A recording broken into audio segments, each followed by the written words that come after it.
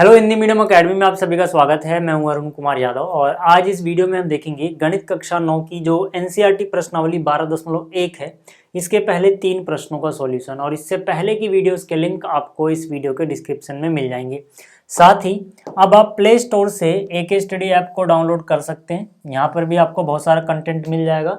जैसे कि मैंने अभी हाल ही में गणित कक्षा 9 हिंदी मीडियम के लिए एक कॉन्सेप्ट बूस्टर कोर्स अपलोड किया है, ठीक है, जहाँ पे जितने भी एनसीईआरटी के कॉन्सेप्ट हैं बहुत ही अच्छे तरीके से पढ़ाए गए हैं, ठीक है। तो अगर आप ये कोर्स लेना चाहते हैं एग्जाम से पहले, ठीक है ना, तो आपको प्ले स्टोर पे आना है और AK स्टडी ऐप डाउनलोड करना है, ठीक है। काफ़ी बढ़िया कोर्स है, सारे कॉन्सेप्ट मैंने काफ़ी अच्छे तरीके से इसमें समझाए हुए हैं क्वेश्चंस के साथ। तो चलिए शुरुआत करते हैं। यहाँ पर जो पहला क्वेश्चन है इस प्रश्नावली का, इससे, ठीक है। यहाँ पर देखो जो प्रश्न,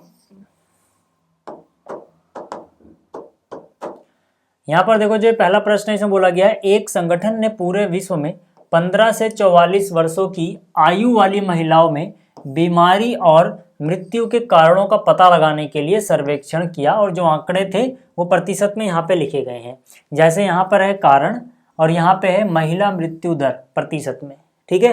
तो जैसे जनन स्वास्थ्य अवस्था ये चीज कारण बनी है 31.8% महिलाओं की मृत्यु का। इसी तरह से तंत्रिका मनोविकारी अवस्था की परसेंटेज यहाँ दी गई है, क्षति की यहाँ दी गई है।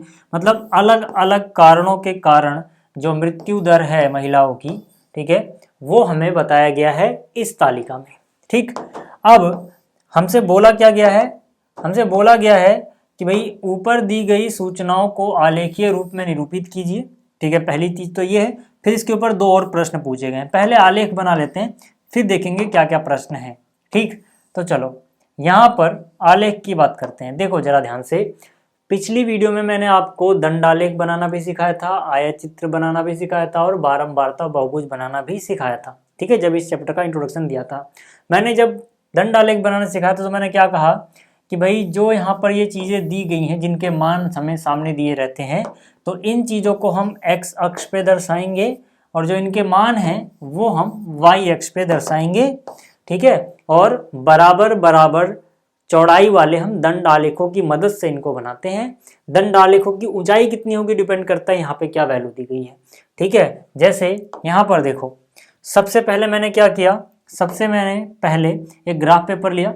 ग्राफ पेपर पे ये अपना x अक्ष हो गया, ठीक, और ये हो गया y अक्ष। तो x अक्ष पे जो ये कारण दिए गए हैं जैसे जनन स्वास्थ्य अवस्था, तंत्रिका मनोविकारी अवस्था, क्षति या हृदय विकारी अवस्था, ये सारी चीजें मैंने दिखा दी। y अक्ष पे इनके मान हम दिखाएंगे। अब मान दिखाने के लिए पहले हमें पैमाना चुनना होता है कि भाई एक इकाई में हम कितना दिखा रहे हैं, ठीक है। देखो यहाँ पर जो प्रतिशत में महिला मृत्यु दर है हम y पे दिखा रहे हैं। तो सबसे कम अगर आप देखोगे यहाँ पे नंबर कौन सा दिया गया 4.1, सबसे बड़ा कौन सा दिया गया 31.8 और उसके बीच की चीजें हैं। तो आप यहाँ पे 4 का गैप लोगे तब भी वहां तक आराम से पहुंच पाओगे और दिखा दोगे। 5 का गैप लोगे तब भी, ठीक है। तो मैंने क्या किया है, जो पैमाना लिया है वो 1 इकाई बराबर 5% का लिया है, ठीक है। याद रहे कि इधर क्या है, महिला मृत्यु दर प्रतिशत में, ठीक। आप पैमाना कहीं लिख भी सकते हो, ठीक है, बल्कि लिख लो तो ज्यादा अच्छा रहेगा। यहाँ पे आप लिख सकते हो पैमाना y अक्ष के लिए कितना हो जाएगा 1 इकाई, मतलब ये 1 इकाई में मैं 5% दिखा रहा हूँ तो 1 इकाई बराबर 5%, ठीक है। जब आपने ये लिख लिया, अब देखो जरा, सबसे पहले बात करते हैं जनन स्वास्थ्य अवस्था। यहाँ पर कितना है 31.8। तो 31.8 मतलब क्या कि जो ये जनन स्वास्थ्य अवस्था है, जो ये जनन स्वास्थ्य अवस्था है इसमें हम 31.8 तक की ऊंचाई तक जाएंगे। अब देखो 31.8 कहाँ पे आएगा, यहाँ पे जरा ध्यान से देखना कि भाई 30 है, फिर यहाँ 35 है, मतलब इसके बराबर बराबर 5 टुकड़े करें तो हम 35 पे पहुंचेंगे, ठीक है ना। तो यानी 30 के जस्ट बाद 31 कहीं यहाँ होगा 0.8, मतलब 32 से थोड़ा सा पहले, ठीक है। ये तो मैं खैर सिंपल पेपर में बना रहा हूँ। अगर आपके पास पूरा सही से ग्राफ पेपर है तो वहाँ पे आप ज़्यादा अच्छे से देख पाओगे, क्योंकि वहाँ पे हर एक बड़ा डब्बा छोटे छोटे 10 डब्बों में डिवाइड होता है, तो वहाँ से आप आराम से कर सकते हो, ठीक है। तो ये हो गया जनन स्वास्थ्य अवस्था 31.8। आप चाहो तो यहाँ पे लिख भी सकते हो 31.8 या फिर आप छोड़ दो, नहीं लिखो, दोनों ही चीज़ें ठीक हैं वैसे, ठीक है। लिखना वैसे ज़्यादा इन्फॉर्मेटिव लगता है देखने में, ठीक। अगला क्या है, तंत्रिका मनोविकारी अवस्था। तो यहाँ पे तंत्रिका मनोविकारी अवस्था कितना जा रहा है, 25.4, यानी 26 से छोटा सा पहले, थोड़ा सा पहले, ठीक है, 25.4। तो 25.4 मतलब 25 और 26 पे पहुंचने से पहले, यानी थोड़ा सा आगे जाएंगे उससे, ठीक है, 25 और 26 से थोड़ा सा पहले 25.4, ठीक है। आप जो नीला वाला ग्राफ पेपर आता है ना, इसमें एक डब्बा बड़ा वाला छोटे छोटे 10 डब्बों में डिवाइड होता है, उस पर बनाना ज़्यादा सही बनेगा, ठीक है। अगला क्या है, क्षति। क्षति कितना है, 12.4, यानी 13 से जस्ट पहले, ठीक है। तो यहाँ पर देखो 13 कहाँ पे आ रहा होगा, एक बार देखना जरा। 10 के बाद 11, फिर 12, फिर 13, फिर 14, फिर यहाँ पे 15।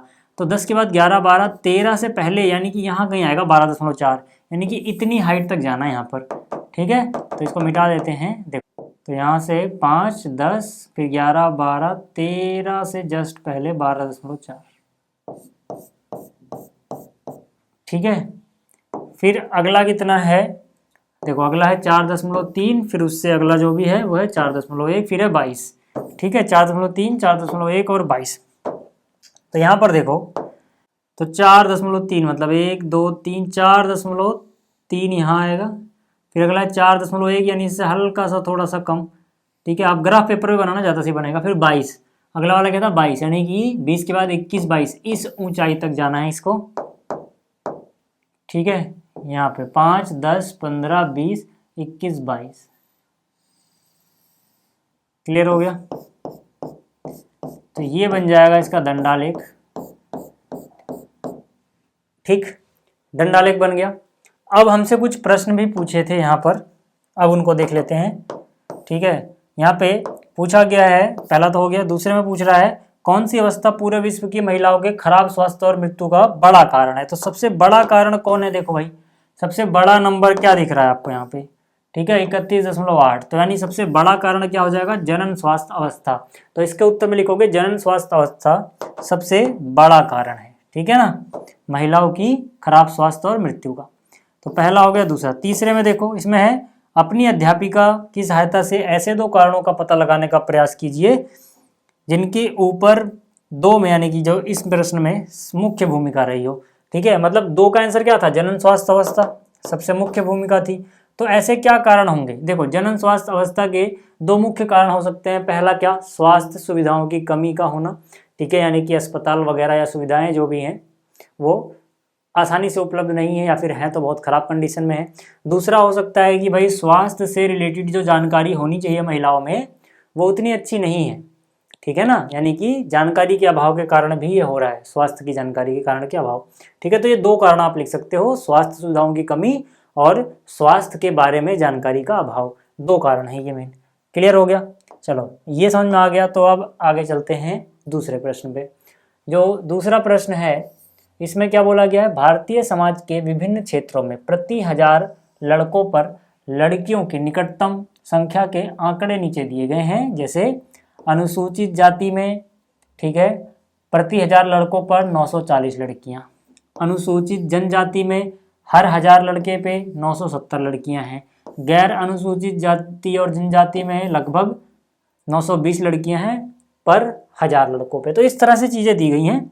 अब हमसे क्या बोला गया है, हमसे बोला गया है ऊपर दी गई सूचनाओं का एक दंडालेख बनाओ, ठीक है। तो पहले ये करते हैं फिर आगे बात करेंगे।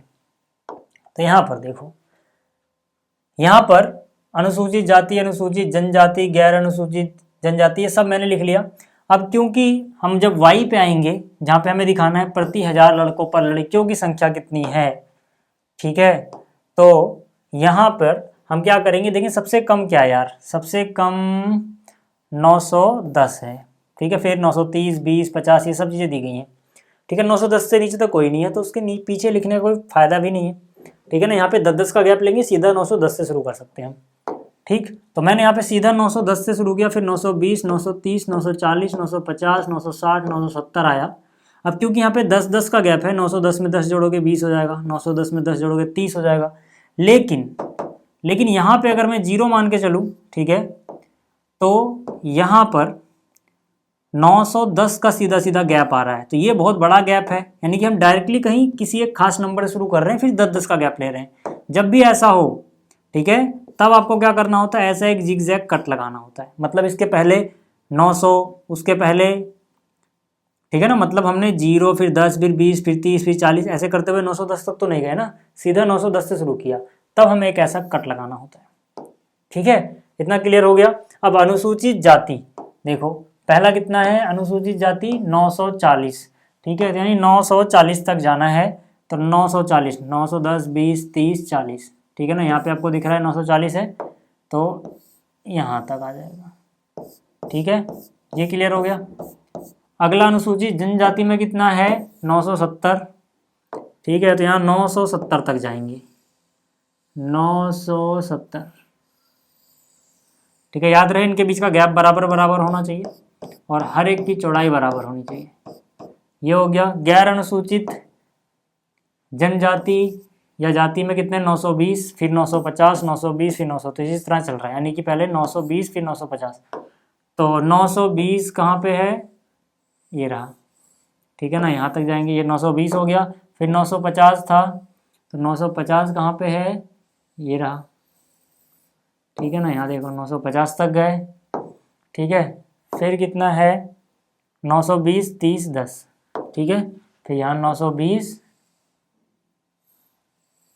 फिर 930 फिर 910, ठीक है।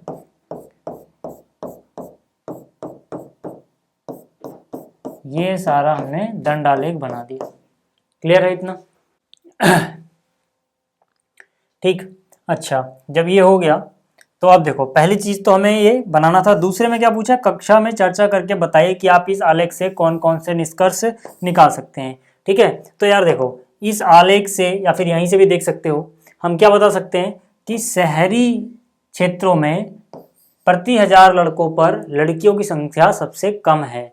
ठीक है, जबकि सबसे ज्यादा कहाँ पर है, अनुसूचित जनजाति में। ठीक है, तो ये निष्कर्ष आप निकाल सकते हो, यह बता सकते हो। ये हो गया। अच्छा, अब अगला प्रश्न देखो, इसमें क्या है, एक राज्य के विधानसभा के चुनाव में विभिन्न राजनीतिक पार्टियों द्वारा जीती गई सीटों के परिणाम दिए गए हैं। मतलब पार्टी ए ने 75 सीटें जीती, पार्टी बी ने 55, पार्टी सी ने 37, इस तरह से और आंकड़े दिए हुए हैं। हमसे क्या बोला गया है, हमसे बोला गया मंतदान के परिणामों को निरूपित करने वाला एक दंडालेख खींचिए। पहले एक दंडालेख खींचना है, फिर हमें बताना है किस राजनीतिक पार्टी ने अधिकतम सीटें जीती। तो ये तो बिना दंडालेख खींचे भी आप बता सकते हो, सबसे अधिकतम किसने जीती है, पार्टी ए ने। ठीक है, चलो पहले मतदान के लिए जो भी यहाँ पे डाटा दिया गया है इसका दंडालेख बनाते हैं। तो यहाँ पर एक्स पे ए बी सी डी पार्टियां आ जाएंगी और वाई एक्स पे जीती गई सीटें। ठीक है, तो यहाँ पे पार्टी आ गई ए बी सी डी ये सब, और यहाँ जीती गई सीटें 10-10 का मैंने गैप ले लिया, इसमें सब कुछ आ जाएगा। ठीक, जैसे पहला देखो 75 है, ठीक है, तो यहाँ पे 75 कहाँ पे आएगा, 75 आएगा यहाँ पर 70 से और आगे जाएंगे, यानी 80 और 70 के बिल्कुल बीचों बीच। ठीक है, यहाँ पे 80 है, यहाँ 70 है, बीच में 75 आता हुआ इतनी ऊंचाई तक जाएंगे। तो ये पार्टी ए की सीटें हो गई। ठीक, और पार्टी बी की कितनी है, 55, फिर क्या है 37। तो पहले पार्टी बी की 55 जाते हैं, 55 यानी 50 से आगे 60 और 50 के बीच में। ठीक है, 55 हो गया, फिर 37 थी, यानी कि 10 20 30, 37 मतलब 35 36 37, यहाँ कहीं आएगा 40 से पहले, 40 से थोड़ा सा कम। ठीक है, ये हो गया। फिर क्या है 29, फिर 10 फिर 37। ठीक है, यानी कि इसके 29 का मतलब 30 से हल्का सा कम रह जाएगा, फिर है 10, फिर है 37 अगेन। ठीक है, तो ये हो गया। ठीक, तो यही वो प्रश्न थे पहले 3 जिसको हमें इस वीडियो में करना था। ठीक है, तो मैं उम्मीद कर रहा हूँ कि आपको ये तीनों ही प्रश्न समझ में आए होंगे। तो इस वीडियो में इतना ही, जल्दी ही मिलेंगे अगली वीडियो में। इस वीडियो को देखने के लिए धन्यवाद।